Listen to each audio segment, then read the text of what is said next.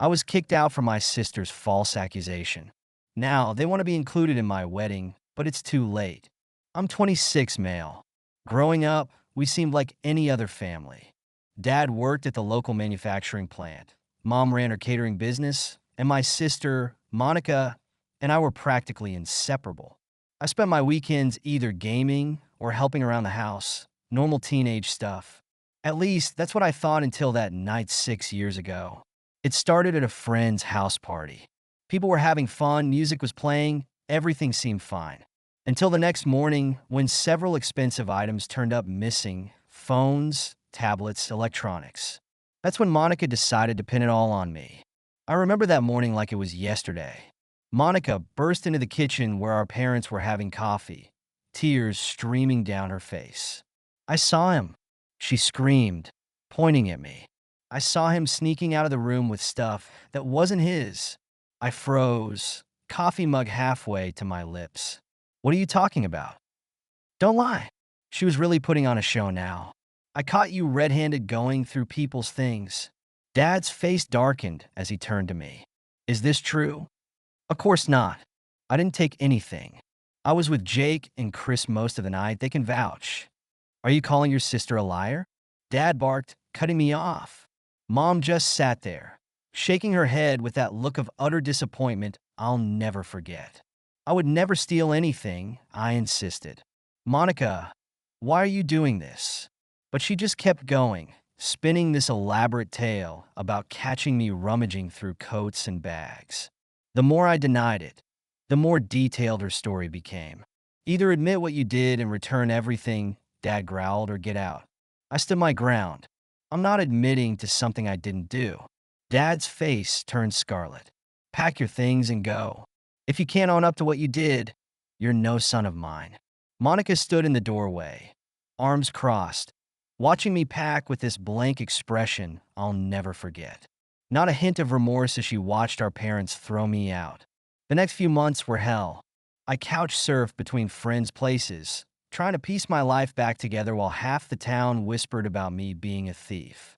My parents told everyone they had no choice but to cut me off for the sake of family integrity. Meanwhile, Monica played the victim, soaking up sympathy for having such a troubled brother. Eventually, I scraped together enough from odd jobs to rent a tiny studio apartment in the next town over. It wasn't much, but it was mine, a place where no one looked at me like I was criminal. Slowly, I rebuilt my life, got a stable job, made new friends who didn't know my past. The occasional text would come from relatives. "Just apologize and come home," my aunt would write. "Your parents miss you," an uncle would claim, but I refused to apologize for something I never did. That was 6 years ago. Since then, I've made a good life for myself. Found someone I love, moved forward. Or so I thought, until my wedding plans stirred up all the old ghosts. "You have to invite them," my cousin messaged after seeing our engagement announcement. "Your father says he's hurt you didn't even tell them." I showed the message to my fiancée, who squeezed my hand. "If they want to make amends," she said gently, "shouldn't they start with an apology?" But apologies weren't their style. Instead, my mother sent a message through my aunt. "We deserve an invitation. He needs to stop acting like a victim." The nerve of it made my blood boil. Then came Monica's voicemail, dripping with fake sweetness. "Hey, long time no talk. Heard you're getting married. Let me know if you need family there." As if she hadn't destroyed my life with her lies. Things came to a head when they showed up unannounced at my apartment one Saturday afternoon. My fiancé and I were working on seating charts when they barged in. "Let's cut the nonsense," Dad announced, barging past me. "We're your family. We have a right to be at your wedding." "A right?" I couldn't help but laugh. Like I had a right to defend myself when Monica lied about me. "I was just a kid," Monica protested, eyes welling up on cue. "I made a mistake. A mistake you never owned up to." I cut her off. "You watched me lose everything and said nothing." "We did what we thought was right," Dad insisted. "You refused to apologize." "For something I didn't do." I felt years of anger bubbling up. I was homeless, labeled a thief, and none of you cared. Now you think you deserve to celebrate with me? That's when I decided to end it all. I pulled out my phone and showed them what I'd been holding on to all these years, security camera footage from the party, clearly showing Monica sneaking out with the stolen items. The room went dead silent.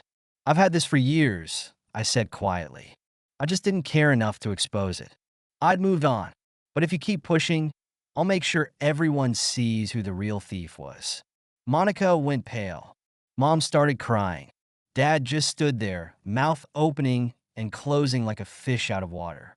If you try to crash the wedding, I added, security will remove you. That's not a threat. It's a promise. They left without another word, but the drama wasn't over. They tried showing up at the wedding anyway, causing a scene until security escorted them out. Later, they had the nerve to call and blame me for ruining Monica's life by exposing her lies. What about my life? I asked before hanging up. Where was this concern when she ruined mine? The wedding was beautiful despite their attempts to spoil it. My wife and I celebrated with people who truly cared about us, who'd stood by me through everything. As we left for our honeymoon, I felt lighter somehow. Free. I hear they're still angry, still telling anyone who'll listen about my betrayal. Monica apparently maintains it was all a misunderstanding. But I don't care anymore. They made their choice 6 years ago, and I've made mine. Sometimes the hardest part of standing up for yourself is accepting that the people who should have protected you might never admit they were wrong. But that's their burden to bear, not mine. I have a new family now, built on truth and trust instead of lies and manipulation.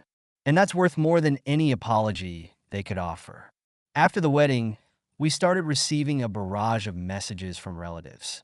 My aunt called one evening, her voice trembling. Your mother hasn't stopped crying for days, she said. Was it really necessary to show that video? I took a deep breath.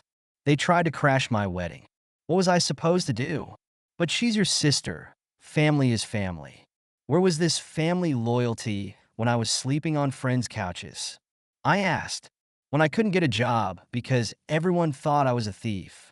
The line went quiet for a moment. Then she sighed. I always had my doubts about Monica's story, you know? It just didn't sound like you. Then why didn't you say anything? I didn't want to cause problems in the family. I laughed bitterly. Well, look how that turned out.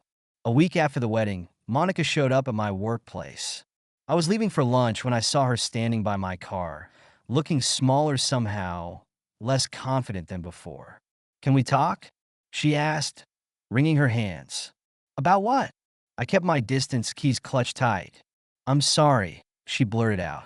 I know it's too late, but I'm sorry. I was jealous. You were always the responsible one, the one everyone trusted. I wanted to take that away from you. I studied her face, searching for signs of manipulation. 6 years, Monica. 6 years of watching me suffer while you played victim. I know. Tears rolled down her cheeks. I was a coward. Every time I thought about confessing, it got harder. Then it felt impossible. Do Mom and Dad know you're here? She shook her head. They're still processing. Dad keeps saying he failed both of us. Mom barely leaves her room. They did fail us, I said. They failed to listen, to question, to be fair. But you failed me worst of all. Can we ever fix this? She asked, voice barely a whisper. I thought about all the nights I'd spent alone, about the friendships I'd lost, the years of doubt and pain. I don't know, I answered honestly. I don't hate you anymore, Monica. But I don't trust you either. And I'm not sure I want to try. She nodded, wiping her eyes. I understand. I needed you to know I'm sorry. As I watched her walk away, I felt strangely empty. Not angry, not vindicated, just done. That evening, I told my wife about Monica's visit. We were cooking dinner together, the simple domestic piece of it a stark contrast to the chaos of my past. Do you think she meant it? She asked, chopping vegetables. Probably, I said, but it doesn't change anything. Some bridges, once burned, can't be rebuilt. And your parents? I thought about Dad's red face, Mom's tears, their refusal to even consider my side all those years ago. They chose their truth, I said. They're still choosing it. I'm done trying to change their minds. Later that night, I found an old family photo while unpacking wedding gifts. Monica and me at the beach building sandcastles, both laughing. Two kids who had no idea how things would turn out. My wife found me staring at it and wrapped her arms around me. "You can miss what you had," she said softly, "and still know you're better off now." She was right, of course. The hardest part of growing up isn't just learning to stand up for yourself. It's accepting that sometimes the people who should have been in your corner simply weren't. And that's okay. I put the photo away and turned to my wife, my real family now. We had dinner to finish, a home to build, a future to plan. The past could stay where it belonged behind us. Some people might call it cruel, cutting off family like this. But sometimes the kindest thing you can do for yourself and for them is to stop pretending. Stop playing the roles they assigned you. Stop carrying the weight of their expectations and lies. I chose truth over family politics, self-respect over hollow reconciliation. And if that makes me the bad guy in their story, so be it. I'm too busy writing my own. Thank you so much for listening to my story. If you have any thoughts, I'd love to hear them. So please leave a comment. Don't forget to like and subscribe if you want more stories like this one.